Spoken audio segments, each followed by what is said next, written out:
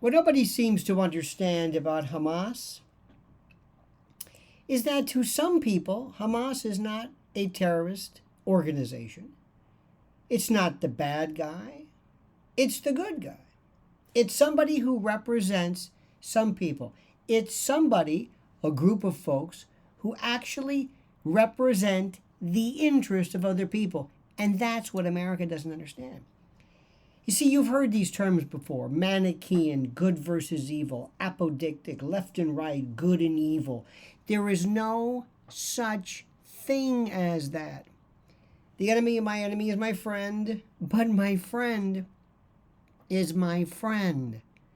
And throughout history, there have been weird groups of people that kind of work symbiotically. Right around the time of the 20th century, 20th century, right around the time of the periods of prohibition, there was this weird forging between women's temperance, women's Christian temperance, whatever, and the Klan. And you wonder, wait, what? The Klan? Yes. Because at the time, the women's Christian temperance group, the anti-drinking group, had this, by the way, drinking was considered a scourge and families were broken and up and all this kind of stuff. Anyway, they merged with, believe it or not, the Klan, who believed that prohibition made sense because they always worried about this wild, rapacious, ravenous lunacy of the black man, and how alcohol unleashed this rapacious behavior. So these terms met, and they got along fine. And it didn't matter whether it made sense to you. When you have people in Gaza, when you have people who look to anyone who will help them, who represent them, that's the way that is. And what's even more important to recognize is simply this: nobody is asking you what you believe. You see, we don't live in, West Asia or Israel or in the Palestinian West Bank or Gaza. We don't live there. We have this incredible benefit of being able to just sit back and say, well, I don't know what's wrong with these Gazans. Don't they understand that there's this horrible group of people, these terrorists? Don't they understand? Don't they see that? Well, not necessarily so. Well, don't they understand that? No, they have no problem with Hamas. They have no problem.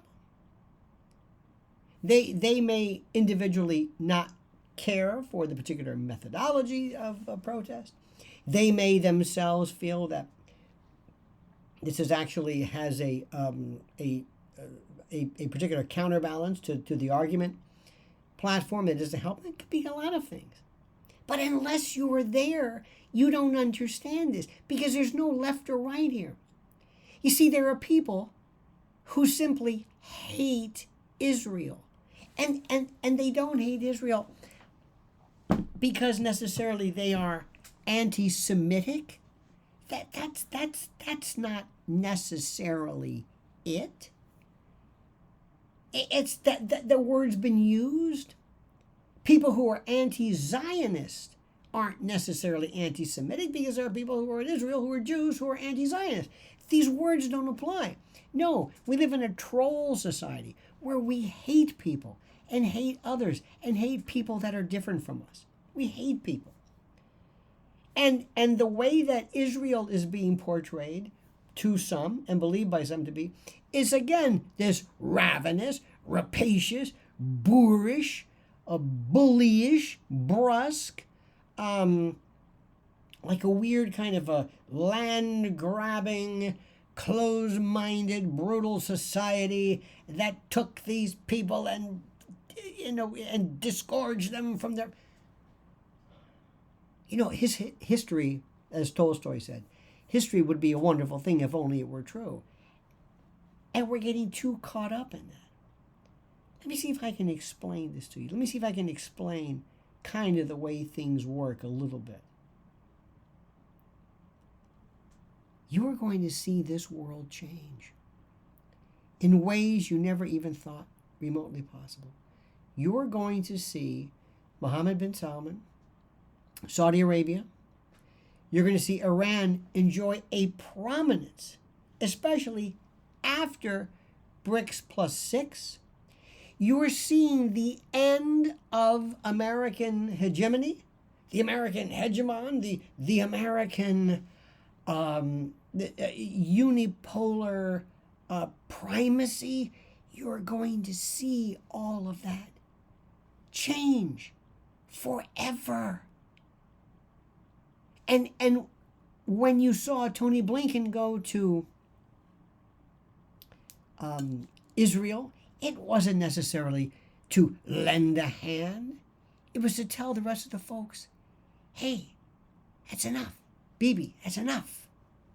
Go more humanitarian, whatever the hell that means.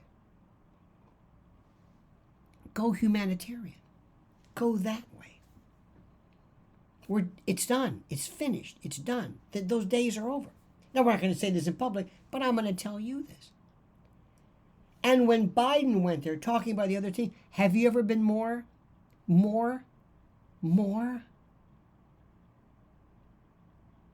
embarrassed? Have you ever thought to yourself, dear God, the other team, he can barely get a word out. He can barely get a sentence out. He's whispering. He's out of breath. He's senescent. He's a dotard. Dear God, what has happened to my country? You thought that, didn't you? Everything's different. Everything is different. I want you to understand what I'm saying. I want you to feel what I'm saying. I want you to grasp what I'm saying. Everything is different. The world as you knew it, the world before October the 7th is different than what it is now. I'm not saying this to be corny. I'm not trying this to be overly exaggerative. It's all different. Everything is different. And by the way, what has changed? It will never change back. This would have been different if Donald Trump were president, but he's not. America led Joe Biden at the helm. Now you understand why they wanted this senescent, this blatteroon, this jadrul, this chooch. Now you know why they wanted him in? Now does it make sense? See what's happening? America, the way you knew it, sayonara. Now comment as you see fit.